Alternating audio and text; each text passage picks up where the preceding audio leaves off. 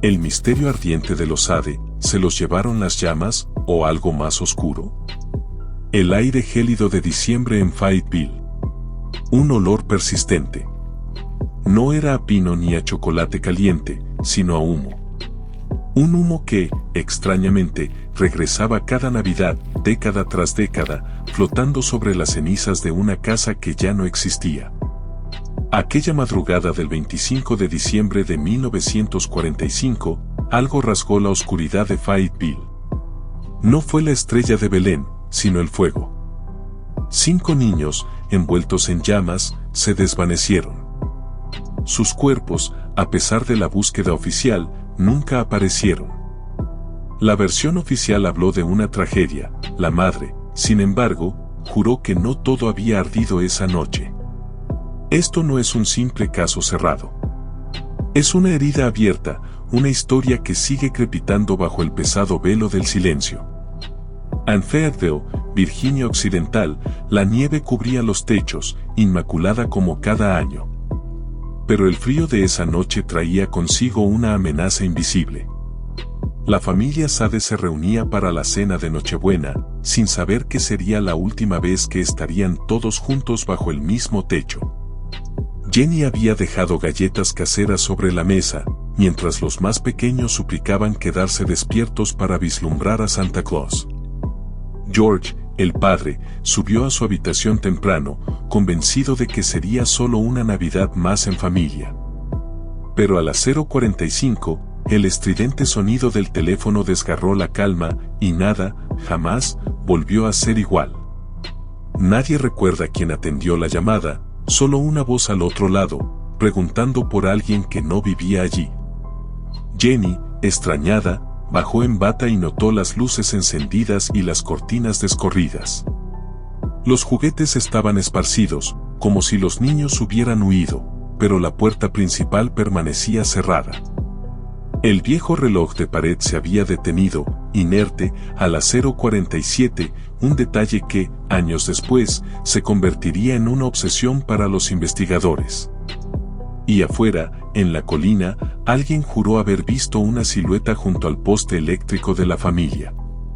Una explosión sorda, no del árbol, ni de la cocina, sino de la parte trasera de la casa, precedió al infierno. En segundos, las llamas devoraron el techo. Jenny gritó por los niños, pero no hubo respuesta desde el piso superior. George, desesperado, rompió ventanas, trepó por el muro, buscando la escalera que siempre estaba allí, pero había desaparecido. Los cables del teléfono estaban cortados y los camiones de agua no llegaron a tiempo. A la 1:10, la casa entera era una pira y los 5 niños del piso de arriba no daban señales. A la 1:30, los primeros vecinos, alertados por los gritos, llegaron, pero era tarde. Demasiado tarde. Jenny cayó de rodillas sobre la nieve helada mientras George, consumido por la desesperación, se adentraba en una habitación ya envuelta en llamas. Cuando los bomberos, horas después, finalmente llegaron, el fuego había reducido la casa a cenizas y humo. Pero, entre los escombros, no había cuerpos. Ni huesos. Ni siquiera un fragmento reconocible. Y, sin embargo, el informe inicial decía, 5 niños calcinados. La ventana del ático, que nadie usaba, estaba abierta de par en par. Antes del incendio, los Sade eran un pilar en la comunidad de Fayetteville, trabajadores, reservados, respetados. George, un inmigrante italiano, había construido su próspera empresa de transporte desde cero, moviendo carbón entre condados. Jenny, de origen estadounidense, administraba el hogar con una mezcla de firmeza y cariño, criando a 9 hijos con rutinas estrictas pero con un amor profundo. Vivían en una espaciosa casa de madera, en la cima de Maple Street, con vistas impresionantes al valle. Sus hijos eran conocidos en la escuela, en la iglesia, entre los vecinos, hasta esa fatídica noche. Los Sade no eran ricos, pero no les faltaba nada, un camión propio, animales de granja, una cuenta bancaria modesta. Los niños contribuían en las tareas. Morris, de 14, era el más serio. Marta, de 12, cantaba en eventos escolares. Louis, de 9, escribía diarios secretos.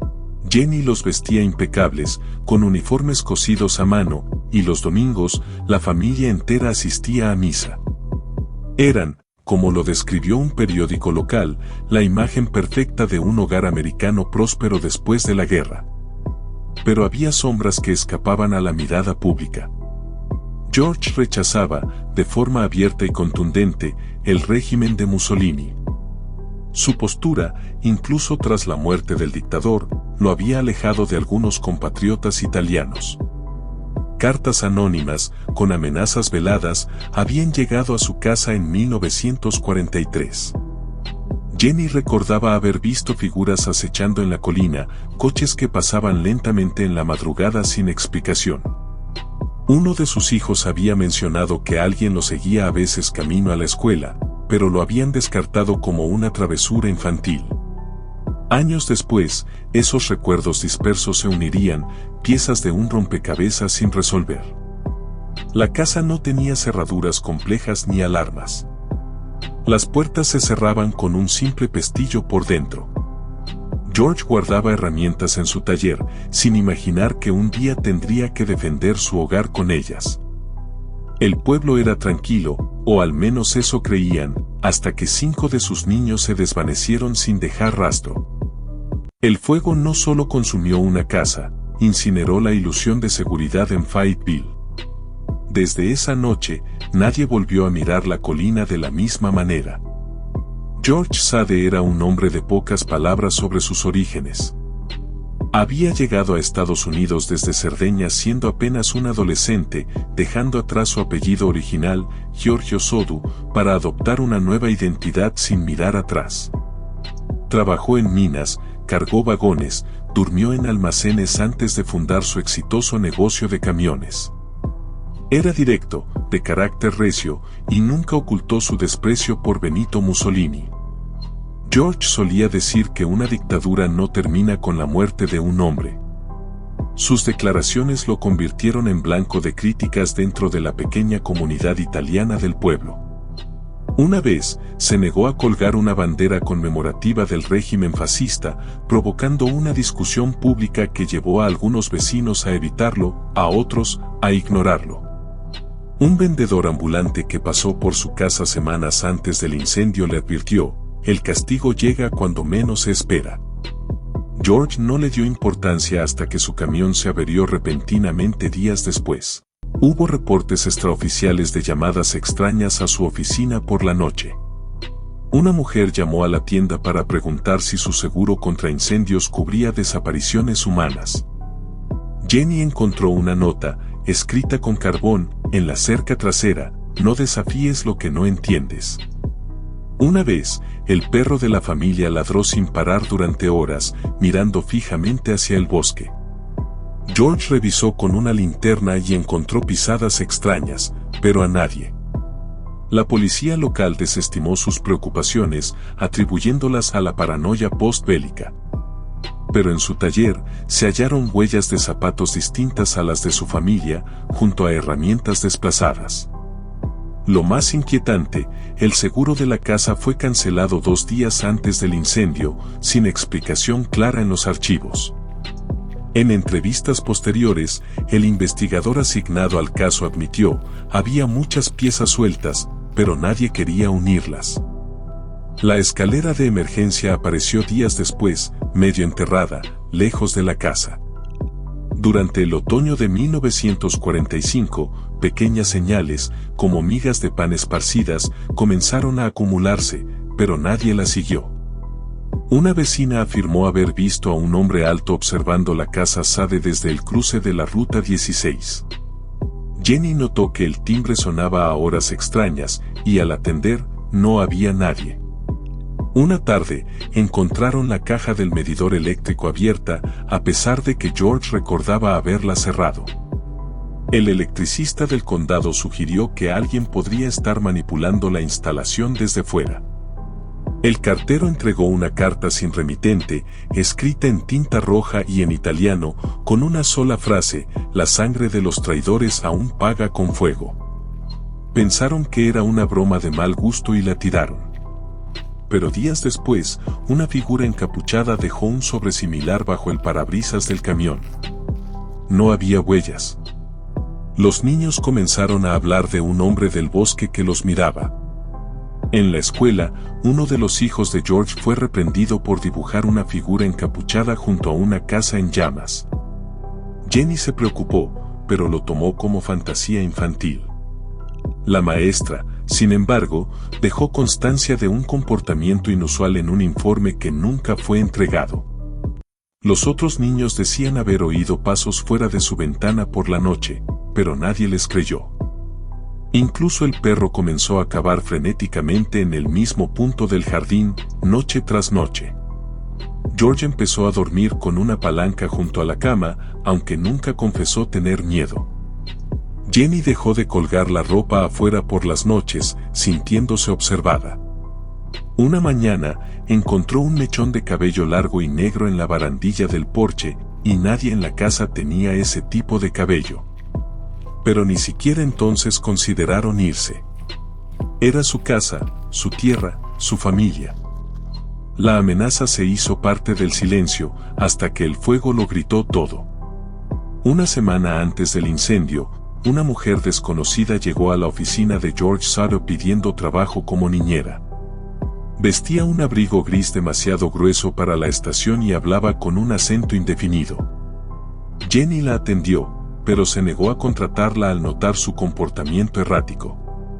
La mujer se quedó mirando fijamente las fotografías de los niños en la pared, sin decir palabra durante varios segundos. Antes de irse, murmuró: no todos llegarán al nuevo año. Algunos ya están marcados. George no estaba presente. Jenny pensó que la mujer estaba desorientada. Pero esa misma noche, uno de los hijos afirmó haber visto a la mujer del abrigo parada frente a la casa. Las autoridades no registraron ninguna denuncia. No había pruebas de intento de entrada. Sin embargo, al revisar la verja, George notó que uno de los candados estaba forzado. El perro no ladró, como si la presencia no le fuera extraña. Días después, un vecino afirmó haber visto a la misma mujer en la estación de autobuses, diciendo que esperaba a sus pequeños, sin equipaje ni documentos. Según el conductor, sus ojos parecían demasiado quietos, como si supieran algo que nadie más sabía. Cuando le preguntaron hacia dónde iba, respondió: ya llegué. Solo falta el fuego. Nunca fue identificada. Nadie más la volvió a ver en Fayetteville. En el informe del sheriff no hay registro oficial de la mujer, solo una nota a mano con lápiz en el margen: posible testigo. Actitud extraña, no insiste en quedarse. Jenny conservó esa hoja durante años, aunque fue excluida del expediente final. En una foto familiar tomada en noviembre, una figura borrosa aparece al fondo, justo detrás de Lewis. El 24 de diciembre, George Sutter regresó a casa al atardecer, tras una entrega retrasada. Su camión, estacionado frente al taller, funcionaba perfectamente esa misma mañana. Pero al intentar moverlo, el motor no respondió. Ni un sonido. Revisó la batería, las bujías, el arranque. Todo parecía en orden, pero el vehículo permanecía mudo. George maldijo en voz baja y lo dejó donde estaba, seguro de que lo revisaría al día siguiente. Horas más tarde, su otro camión presentó la misma falla, como si ambos hubieran sido saboteados en sincronía.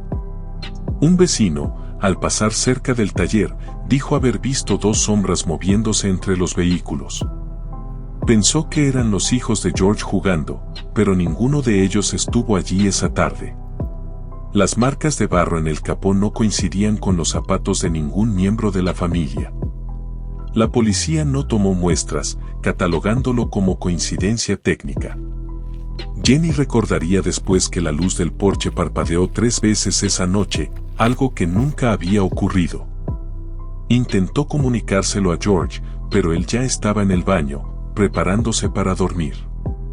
Los niños pequeños subían y bajaban las escaleras, jugando con caramelos, mientras la radio sonaba abajo. Morris, el mayor de los 5 desaparecidos, dijo antes de subir: «Hoy sí soñé con fuego». Nadie prestó atención al comentario hasta que fue demasiado tarde. La escalera de emergencia, siempre apoyada junto al muro, no estaba en su sitio cuando el fuego comenzó. Más tarde, fue hallada a metros de distancia, junto a las zarzas del camino de tierra. George intentó subir sin ella, cortándose las manos al escalar por los marcos de las ventanas. La imposibilidad de usar los camiones para rescatar a sus hijos marcaría su vida para siempre. La noche se convirtió en un laberinto sin salidas, con todas las puertas cerradas por manos invisibles. A las 0:45 del 25 de diciembre, el teléfono sonó en la planta baja de la casa Sade. Jenny bajó medio dormida y contestó. Una mujer preguntó por un nombre que no conocía y luego se rió de forma extraña. La madre notó que las luces seguían encendidas.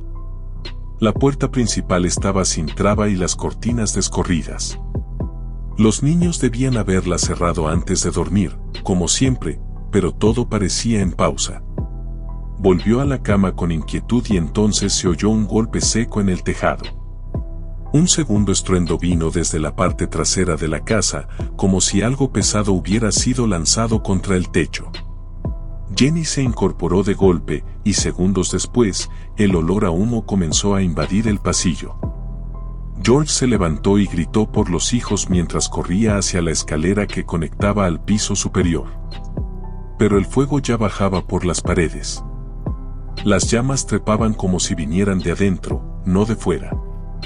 Las paredes de madera ardían sin explosiones. El fuego no hacía ruido, solo crepitaba, como si supiera dónde ir. Los padres lograron sacar a 4 hijos menores por la puerta principal. Los otros 5 no respondían desde arriba.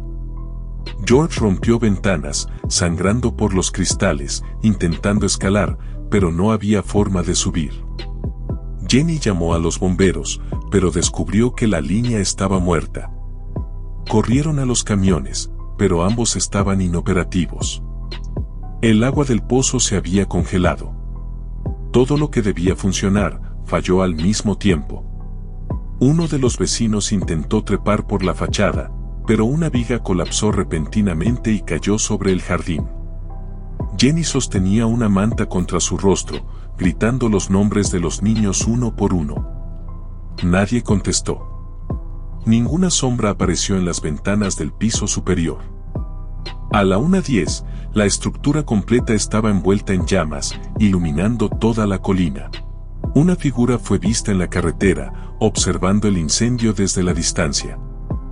Jenny Sade, descalza sobre la nieve, gritaba los nombres de sus hijos hasta perder la voz. Su camisón estaba empapado, las manos temblaban y su cuerpo apenas resistía el frío de la madrugada. Cada intento de entrar en la casa terminaba en humo, madera ardiendo y una sensación de impotencia total. Intentó buscar agua en cubos, pero el pozo estaba seco o congelado. Cada recurso se desvanecía ante el avance preciso del fuego, como si hubiese sido diseñado así. George cayó de rodillas frente a los escombros, golpeando el suelo con las manos ensangrentadas. Sus gritos eran más de rabia que de dolor, una furia desesperada contra un enemigo invisible. Jenny, al verlo, comenzó a gritarle que no los diera por muertos. «Están vivos. Tienen que estar vivos», repetía una y otra vez, como un mantra desesperado. Nadie fue capaz de detenerla, ni siquiera cuando la nieve ya cubría sus pies entumecidos. Los vecinos que acudieron al lugar no sabían qué hacer.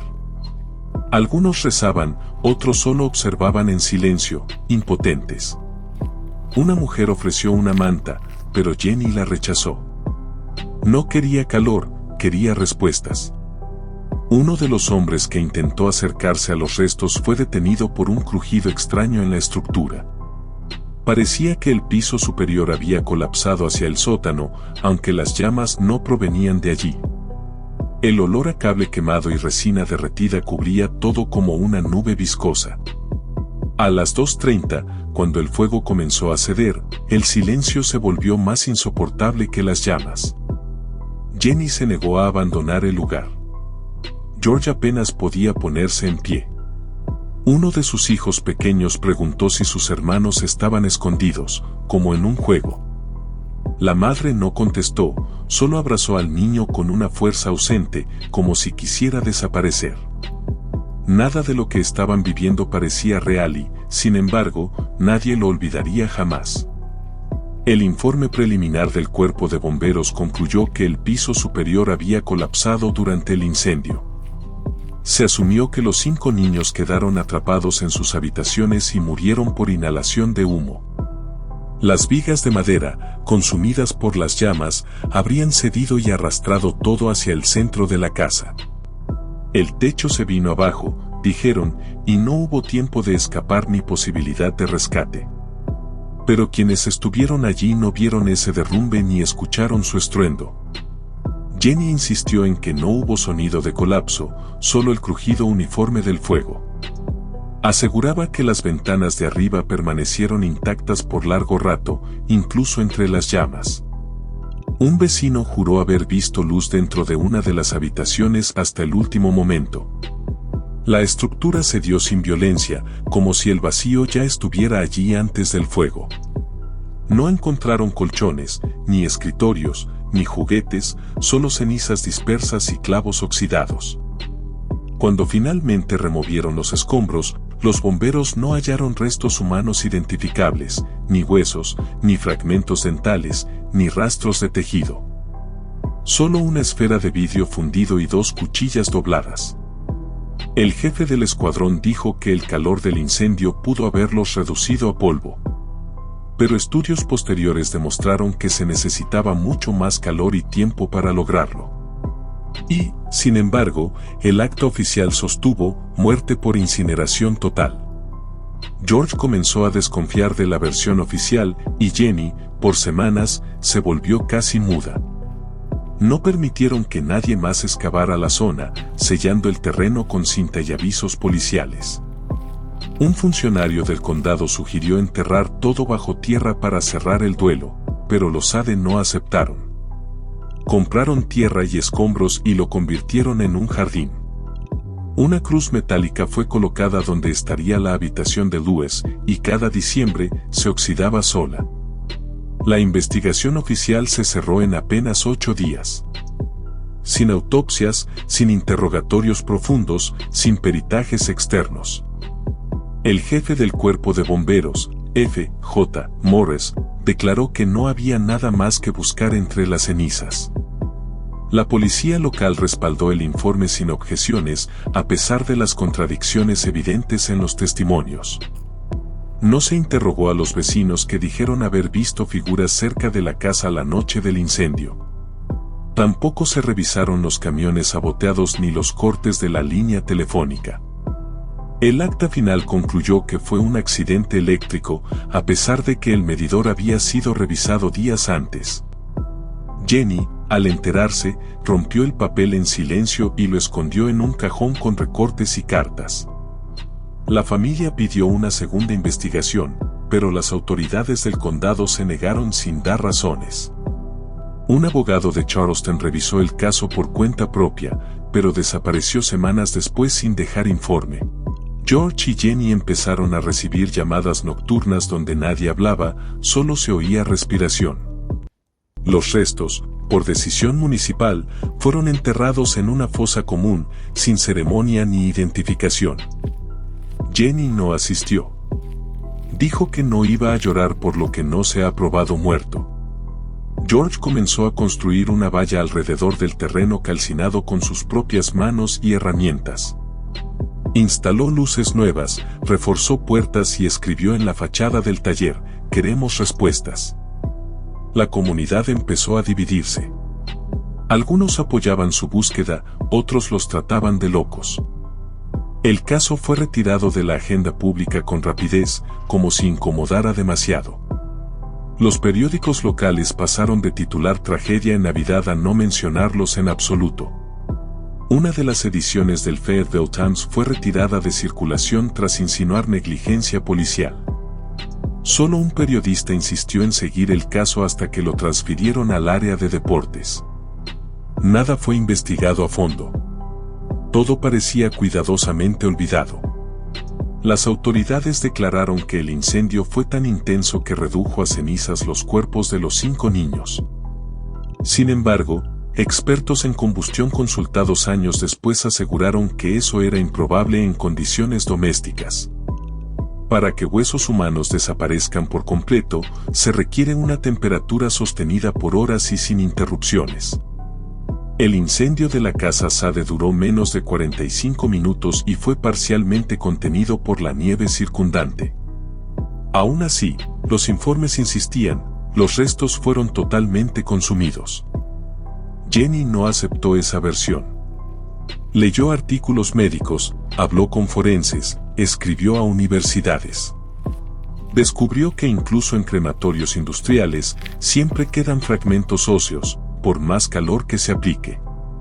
Un investigador de Nueva York la visitó y tomó muestras del terreno con un equipo rudimentario. Encontró restos metálicos, cristales derretidos, pero ningún indicio de dientes, huesos o cartílagos. Su informe nunca fue publicado. Dijo que había presiones externas para archivar el caso. George preguntó si los cuerpos pudieron haber sido removidos antes o durante el fuego. Un bombero retirado le confesó después que no todos los hombres que respondieron esa noche eran del equipo local. Algunos llegaron sin uniforme, sin dar nombres, y se retiraron rápido tras revisar la zona. Un vecino recordaba haber visto un camión negro estacionado cerca del bosque a las 2, pero el registro de tráfico de esa noche simplemente no existe. La familia comenzó a sospechar que el fuego había sido una cortina, una distracción. Si no había restos, tal vez los niños no murieron allí.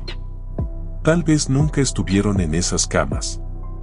Jenny dejó de poner flores en la cruz del jardín y empezó a colgar carteles con la palabra vivos. George guardó recortes, fotos y anotaciones en un cuaderno que tituló Lo que no ardió. En una vieja caja de herramientas, encontró un zapato infantil limpio, sin rastros de humo. Años después del incendio, una mujer que trabajaba en la central telefónica del condado solicitó una entrevista privada con un periodista local. No quiso revelar su nombre real, pero aportó documentos que confirmaban su puesto la noche del 24 de diciembre de 1945. Afirmó que el sistema registró una desconexión abrupta en la línea de la casa Sade, algo inusual para una zona sin tormentas. Lo extraño no fue la caída de señal, sino el sonido previo, un clic metálico, seguido de un susurro que no pudo identificar. Según su testimonio, no era una falla técnica. Alguien había cortado la línea desde fuera. El operador intentó restablecer la conexión, pero recibió una interferencia que bloqueó todo intento. Notó que otro número intentó contactar la casa Sade minutos antes desde una cabina no registrada en el sistema. El número fue anotado en un papel que desapareció de su escritorio días después. Cuando quiso incluirlo en el informe oficial, su supervisor le pidió que dejara eso en paz. La mujer renunció 2 semanas más tarde y se mudó fuera del estado. Jenny siempre sostuvo que alguien había manipulado el sistema telefónico antes del incendio. El cable principal fue hallado cortado, no fundido, a varios metros de la caja de entrada. Las marcas de corte eran limpias, hechas con una herramienta precisa. No fue el fuego quien lo dañó. George contrató a un técnico independiente quien dictaminó que el corte fue intencional. El informe nunca fue admitido en la investigación oficial. Una teoría comenzó a tomar fuerza. La llamada misteriosa que Jenny recibió esa noche pudo ser una distracción, un recurso para sacarla de su cuarto, permitir movimiento dentro de la casa, abrir cortinas o puertas. Todo coincidía. La puerta sin traba, las luces encendidas, los pasos en el tejado, la risa al teléfono. Nada fue improvisado. Alguien planeó cada detalle con anticipación. Y en medio de todo eso, 5 niños se desvanecieron. Días después del incendio, una mujer del vecindario se presentó voluntariamente ante la familia Sade. Afirmó que cerca de la 1:20 de la madrugada, mientras conducía hacia casa por la ruta 21, vio una camioneta parada junto a la vieja cantera. Dentro, distinguió a varios niños sentados en silencio, como si estuvieran dormidos o demasiado asustados para hablar. Recordaba claramente la expresión de uno de ellos, ojos grandes, abiertos, como esperando algo. Creía que era Louis, aunque nunca lo había visto en persona. La mujer dijo que el conductor bajó del vehículo brevemente para hablar con un segundo hombre. No pudo ver sus rostros, pero uno de ellos fumaba y parecía nervioso, mirando en dirección a Fayetteville.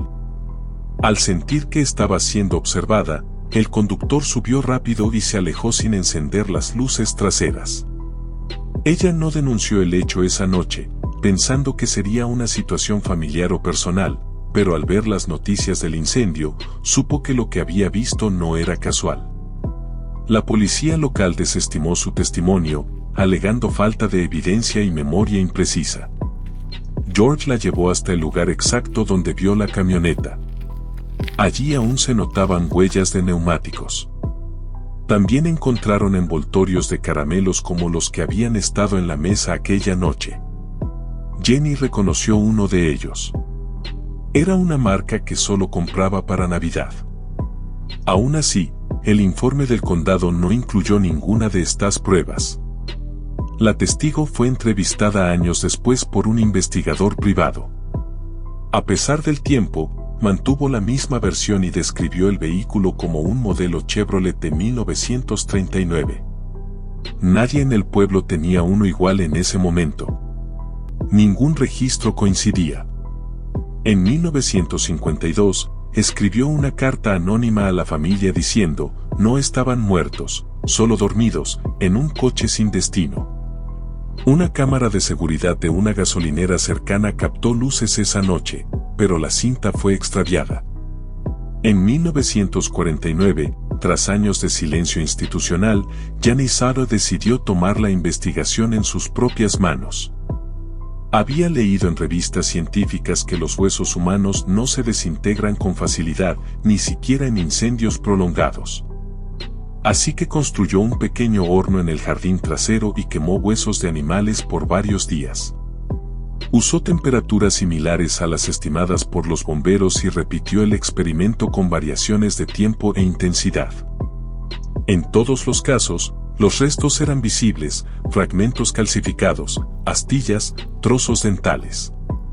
Anotó los resultados con precisión y los comparó con datos forenses disponibles en bibliotecas de Charleston. Incluso envió cartas a crematorios solicitando información técnica sobre la incineración completa de cuerpos. Las respuestas coincidían en un punto: es virtualmente imposible que 5 cuerpos desaparezcan sin dejar rastros óseos. Jenny organizó sus hallazgos en un cuaderno con tapa negra titulado Lo que deberían haber encontrado. Cada página era una protesta silenciosa contra la versión oficial que insistía en cenizas sin forma. George, aunque escéptico al inicio, se sumó al proyecto. Construyó una caja metálica con sensores caseros. Ambos trabajaban en secreto de noche, protegidos por lonas y cobijas para evitar miradas curiosas.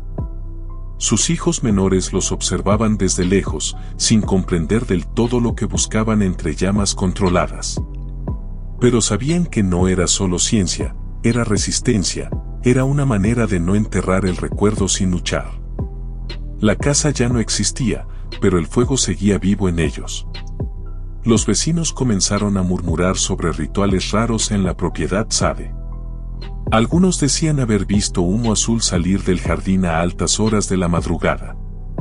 Una mujer afirmó que escuchó oraciones en otro idioma, aunque nadie más pudo confirmarlo. Jenny no respondía a las preguntas, solo escribía. Y George, cuando alguien lo interrogaba, solo decía, si no buscamos nosotros, nadie lo hará. En 1950, una carta sin remitente llegó al buzón de los Sade, escrita en papel grueso y con tinta negra. Solo decía, los 5 están bien, no busquen más.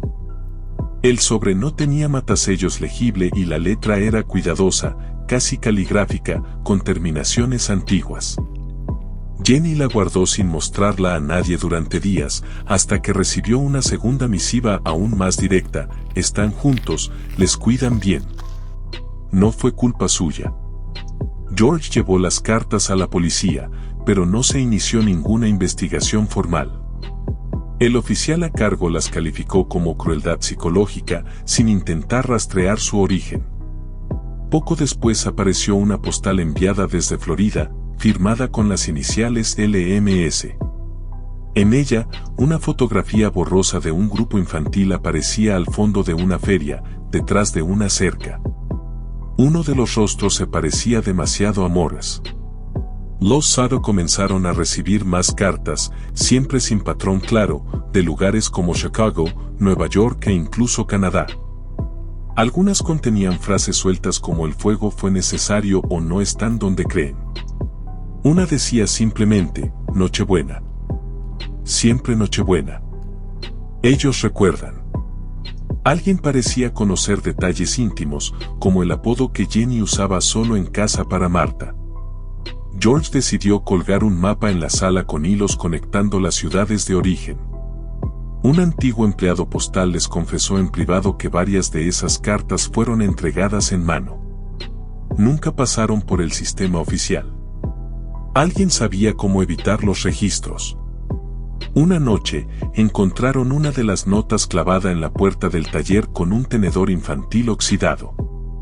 Los hijos menores dejaron de salir solos. Las cortinas permanecían cerradas todo el día. En una de las cartas venía una advertencia escrita al revés: si insisten, se perderán otros 5. En 1967, más de 2 décadas después del incendio, George Sado recibió un sobre marrón sin remitente desde Kentucky. Dentro había una única fotografía en blanco y negro de tamaño pasaporte, sin fecha ni marcas oficiales. Mostraba a un joven de unos 20 años con el cabello oscuro, ojos grandes y un gesto serio, casi desafiante. Al dorso, escrito con tinta azul, se leía: Louis Sutter, amo a mi hermano Frankie. A 9C-132 o 35. No había firma, ni explicación, ni forma de contactar al remitente. Jenny, al ver la imagen, dejó caer la taza que sostenía. Dijo que ese era Louis, solo más alto, más adulto, con una sombra de barba y una mirada conocida. Compararon la foto con antiguos retratos familiares: la forma de la mandíbula, los párpados caídos, la curva de las cejas. Todo coincidía demasiado como para ser una casualidad. Incluso George, escéptico de lo paranormal, se quebró al sostenerla. Llevaron la imagen a un experto forense en Charleston que estimó una coincidencia facial del 87%. Un investigador privado rastreó el posible código a 9C-132 y lo relacionó con una prisión estatal en Illinois, pero el número no figuraba en los registros de internos ni de exconvictos. El apellido Sher nunca había sido ingresado en esa institución. Aún así, la conexión parecía demasiado precisa para ignorarla. George hizo copias de la fotografía y las colgó en su cartelera frente a casa junto a los rostros de los otros hijos. Escribió debajo: ¿lo ha visto? ¿Lo reconoce? Cualquier dato será protegido. El cartel atrajo curiosos, burlas y también amenazas. Una de las cartas más recientes decía: la foto era para ustedes, no para el pueblo. La imagen fue retirada por alguien anónimo una noche, pero Jenny ya la había escondido en una caja de metal bajo su cama. Durante semanas, Jenny no dejó de mirar aquella fotografía. Volvía una y otra vez a la inscripción trasera, intentando descifrar su significado más allá del nombre. La frase "amo a mi hermano Frankie" no tenía sentido inmediato. Ninguno de sus hijos se llamaba así. George, en cambio, pensó que podía ser un nombre falso, un código o un mensaje cifrado. Y lo más inquietante era el número a 9C-132 o 35. Jenny comenzó a copiar la inscripción en papeles distintos, cambiando los números, alterando el orden. Buscó coincidencias con placas de automóviles, direcciones postales y números de prisioneros de guerra. Un experto en criptografía consultado por correspondencia le sugirió que podrían ser coordenadas truncadas. Otro opinó que Frankie podía ser un apodo militar o incluso un segundo nombre usado en adopción, pero ninguno logró encontrar una clave definitiva. Un día, un anciano que afirmaba ser exmilitar pasó por la casa y pidió ver la fotografía. Tras observarla, dijo que el número A9C132 correspondía a una serie utilizada por ciertas bases del ejército para archivos no oficiales. Comentó que, en algunos casos, niños desaparecidos durante la guerra eran asignados a hogares con nuevas identidades. La familia lo escuchó en silencio, sin saber si agradecer o temer esa información. El hombre se marchó sin dejar datos de contacto, como si nunca hubiese estado allí. Jenny guardó la fotografía en un marco sellado y la escondió en la despensa, detrás de latas vacías. Solo la sacaba en diciembre para colocarla bajo la cruz del jardín, junto al zapato infantil encontrado años antes. George, en cambio, la mandó copiar e incluyó la imagen en todos los folletos que seguía enviando por correo. Aún esperaba que alguien más reconociera ese rostro, esa mirada que parecía clamar en silencio. Un año después, una carta llegó sin contenido, solo el número A9C132 escrito con sangre seca sobre papel craft. En los años posteriores al incendio, George Sutter destinó casi toda su fortuna personal a la contratación de investigadores privados. Recurrió a agencias locales, detectives de Nueva York e incluso a antiguos miembros del servicio militar. Muchos aceptaron el encargo, pero pocos regresaron con respuestas claras y algunos no regresaron en absoluto. Uno de ellos, de nombre Rax G., fue visto por última vez en una pensión de Knoxville con una carpeta etiquetada Caso LS. La carpeta fue encontrada semanas más tarde, vacía, en una estación de autobuses abandonada. Otro investigador, un italiano llamado Marco Bellini, contactó a George desde Chicago, asegurando tener pistas firmes. Dijo haber encontrado registros escolares de un niño llamado Louis Sutter en 1952 bajo otro apellido. Antes de poder enviar la documentación, desapareció del hotel donde se alojaba. El gerente solo recordaba que salió muy nervioso, diciendo que lo seguían. La policía no abrió ninguna pesquisa y el informe de su desaparición fue sellado por falta de pruebas. Jenny comenzó a dudar de todo, de la justicia, de los vecinos, incluso de quienes decían querer ayudar. Una noche, notó que alguien había revisado su buzón sin dejar rastro visible de entrada. Las cartas comenzaron a llegar con marcas extrañas, esquinas dobladas, símbolos dibujados en tinta invisible. George empezó a dormir armado, y 2 de sus hijos dejaron la ciudad por miedo a represalias. Ya no buscaban solo respuestas, buscaban sobrevivir. El jardín donde antes jugaban los niños fue cubierto con grava y los columpios quedaron oxidados, inmóviles. Los investigadores que aún colaboraban, evitaban entrar en la casa como si una energía pesada lo impidiera. Algunos se negaban a tocar los objetos antiguos, especialmente el zapato infantil y la foto enmarcada. Un agente dejó escrito en su libreta, demasiadas coincidencias, demasiadas sombras que no se mueven con la luz. Jenny nunca volvió a abrir la puerta trasera. Decía que alguien o algo siempre estaba parado del otro lado. Entre 1951 y 1965, la familia Sade recopiló más de una docena de testimonios sobre supuestos avistamientos de sus hijos. Los informes llegaron desde diferentes estados, Tennessee, Ohio, Pensilvania e incluso Texas. Algunas personas aseguraban haber hablado con un joven que decía no recordar su infancia. Otras afirmaban haber trabajado con una mujer idéntica a Marta, pero con otro nombre y acento neutro. Todos los relatos coincidían en algo: evasión, ojos asustados y una extraña alergia a las fotografías. Una camarera de Charleston dijo que atendió a un grupo de 3 jóvenes con un fuerte parecido familiar. Uno de ellos, al ver el cartel de los Sade en un periódico local, se puso pálido y salió corriendo del restaurante. Jenny y George llegaron días después al lugar, pero ya era tarde. Nadie volvió a ver al grupo. Pidieron acceso a las cámaras de seguridad, pero el gerente afirmó que no grababan de noche. No pudieron comprobar nada, solo quedó el silencio y un par de servilletas manchadas de café. En St. Louis, una mujer afirmó que una joven llamada Mercy le confesó haber sido tomada de su casa de niña. Dijo que sus padres no la habían abandonado, sino que un fuego había cubierto todo mientras ella dormía. La testigo reportó el hecho a la comisaría, pero nunca fue contactada por investigadores. Cuando Jenny logró ubicarla después, la mujer ya no vivía allí y los vecinos decían que nunca existió. Era como si las pistas se borraran apenas se intentaban seguir. En un hospital de Nuevo México, un trabajador de mantenimiento reconoció a Lewis en una sala psiquiátrica. El joven se llamaba Peter L. Tenía 27 años y había sido ingresado por pérdida de memoria severa. Cuando George viajó para confrontarlo, fue informado de que Peter había sido transferido, pero nadie sabía a dónde.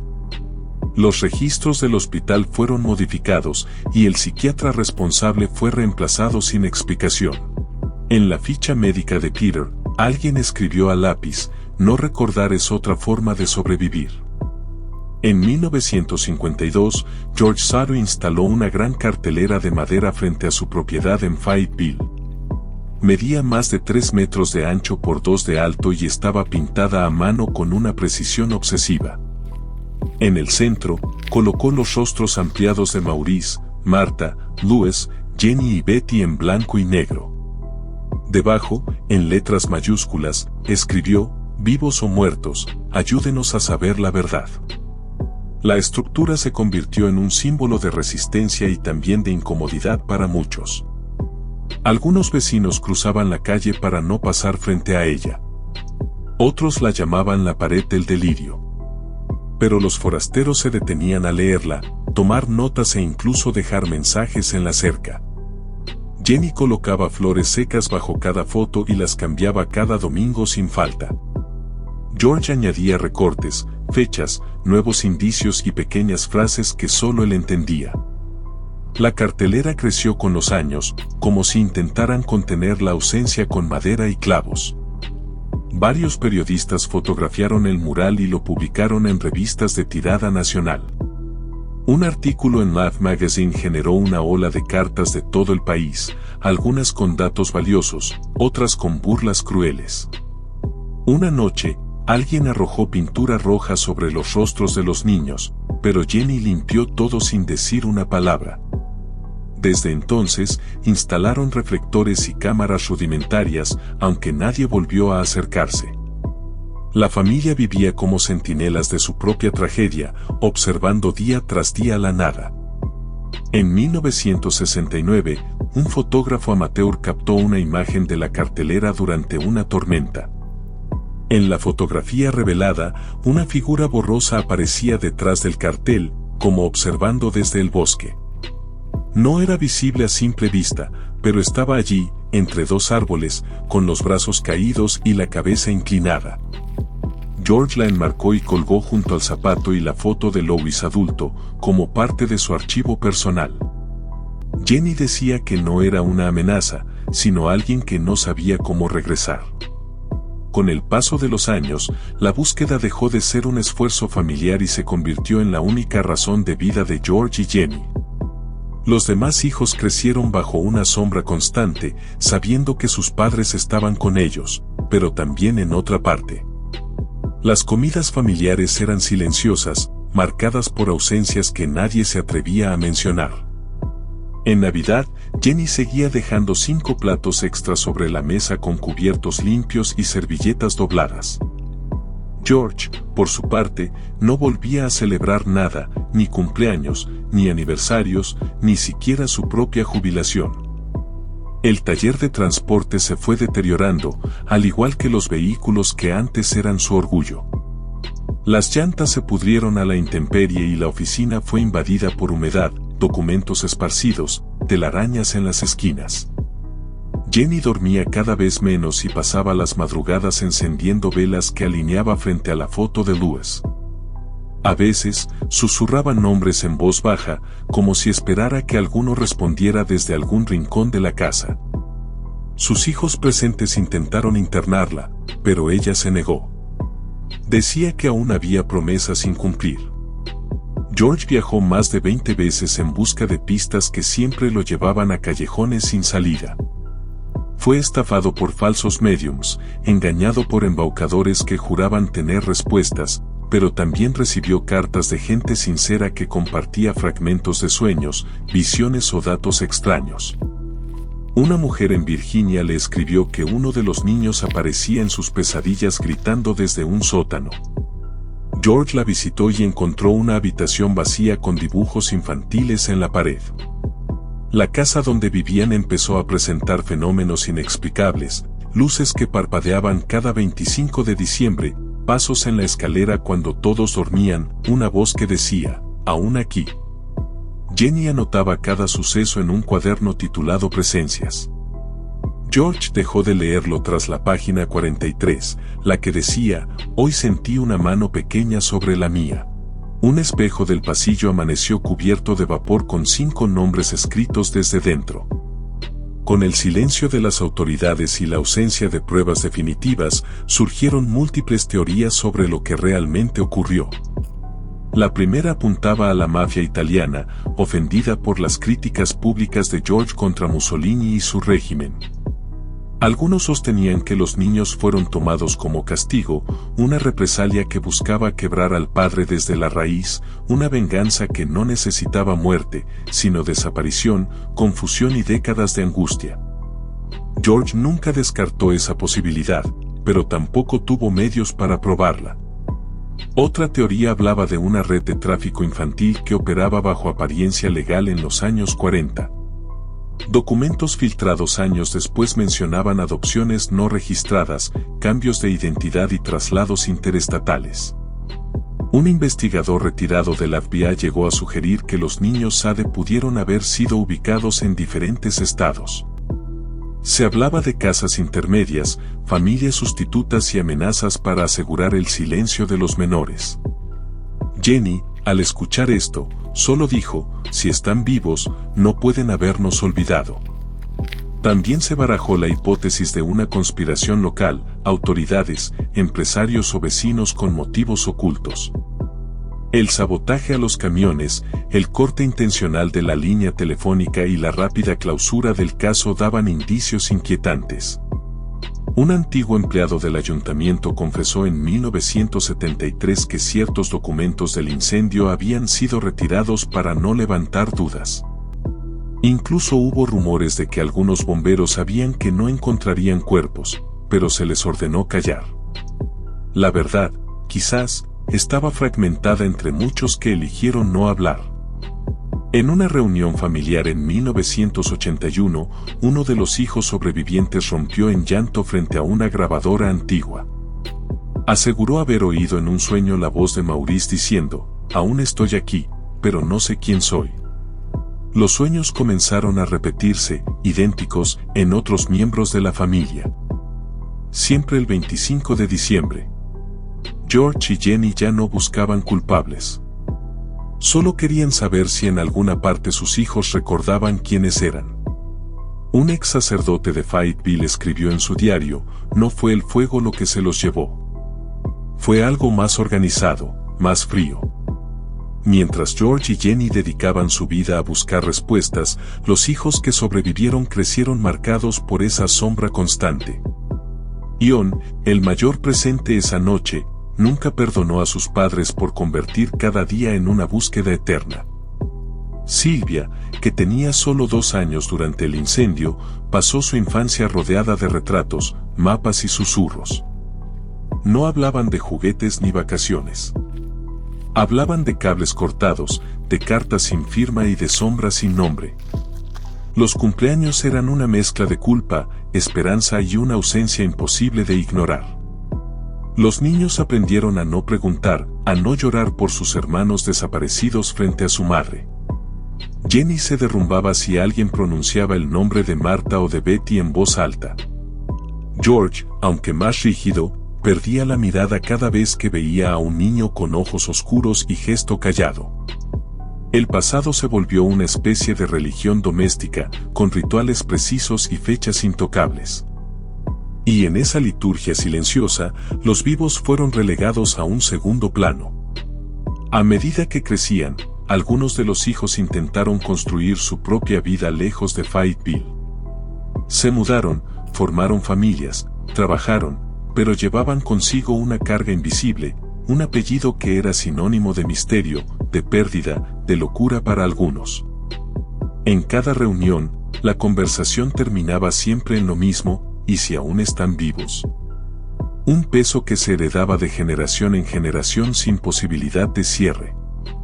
Silvia fue la única que nunca dejó la ciudad. Visitaba a Jenny cada semana, arreglaba las flores de la cartelera y limpiaba las cenizas que aún quedaban del taller. Nunca dijo que creía, pero tampoco dijo que no. Guardaba los diarios de su madre en una caja de lata bajo su cama, como quien guarda brasas que aún queman. Una vez, al abrir la caja, encontró una nota que no era de Jenny, escrita con la caligrafía de un niño: sigo aquí. George Sade murió en 1969, a los 73 años, sin haber obtenido la verdad que buscó durante casi un cuarto de siglo. Fue enterrado en una ceremonia pequeña, sin flores ni música, con la fotografía de Lewis sobre el ataúd. Jenny, vestida completamente de negro, no pronunció una sola palabra durante todo el entierro, solo colocó sobre la tumba una caja de fósforo cerrada, la misma que George guardaba desde el incendio. Nunca se supo qué contenía. Nunca permitió que nadie la abriera. Tras su muerte, Jenny dejó de salir de casa, cerró todas las persianas y cubrió los espejos con telas oscuras. Pasaba los días leyendo informes antiguos, clasificando cartas, reconstruyendo rutas en mapas gastados. Seguía respondiendo cada carta que llegaba, incluso las absurdas, como si temiera perder la única pista válida. A veces hablaba sola, en voz baja, repitiendo fechas, nombres, lugares, como una oración inversa. Una vecina aseguró haberla oído decir: la verdad no arde, solo espera. Sus nietos la visitaban de vez en cuando, pero ella apenas los reconocía. Para Jenny, el tiempo se había congelado en 1945, como si la vida entera fuera un eco de aquella noche. Dormía en la sala junto a la cartelera, como si esperara oír un golpe en la puerta o una voz conocida. En diciembre, colocaba 5 velas en la ventana, siempre las mismas, siempre alineadas por orden de edad. Una de ellas, según Silvia, nunca se apagaba del todo, aunque no había viento ni corriente alguna. Jenny murió en 1989, a los 85 años, rodeada de recortes, fotografías y una última carta sin abrir. Fue enterrada junto a George en una tumba doble que decía: padres de 9 hijos y buscadores de 5.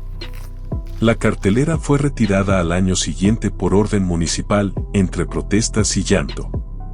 Nadie supo quién la quemó después, solo quedó un poste medio carbonizado en medio de la colina vacía. La casa nunca fue reconstruida y el terreno hasta hoy sigue sin venderse. Décadas después del incendio, el caso Sade sigue clasificado como resuelto por causa accidental. Sin embargo, nunca se encontraron restos humanos, ni confesiones, ni pruebas concluyentes de lo que ocurrió aquella Navidad. Lo que comenzó como una tragedia familiar, se transformó en un laberinto de pistas, silencios y ausencias que no se pudieron enterrar. Jenny y George murieron buscando a sus hijos, pero jamás aceptaron que murieron en esas llamas, porque cuando no hay cuerpo, no hay muerte, solo preguntas. En 1993, durante unas obras de drenaje cerca del antiguo terreno, un grupo de obreros halló una pequeña caja de metal. Dentro había un zapato infantil, una fotografía idéntica a la enviada en 1967 y un mechón de cabello negro. No se levantó ningún reporte oficial. El objeto fue retirado por un supervisor y al día siguiente la obra fue clausurada. Un periodista local intentó investigar el hallazgo, pero recibió una llamada advirtiéndole que era un tema olvidado por decisión. La caja nunca reapareció. Hoy en día, el caso sigue fascinando a expertos en archivos cerrados y programas de misterio sin respuesta. Algunos creen que los niños fueron secuestrados y forzados a olvidar su pasado. Otros piensan que todo fue un montaje para encubrir una tragedia mayor, algo que aún nadie se atreve a decir en voz alta. Y unos pocos aún colocan flores junto al poste carbonizado de la antigua cartelera, porque hay fuegos que no se apagan aunque ya no se vean. En 2012, alguien dejó una carta anónima en la biblioteca del condado. Decía solo una frase: los 5 aprendieron a no mirar atrás. Si llegaste hasta aquí, suscríbete a Enigma Paranormal, deja tu like y dinos en los comentarios desde donde nos estás viendo. Y ahora dime tú, ¿y si lo que está enterrado todavía está mirándonos hacia arriba?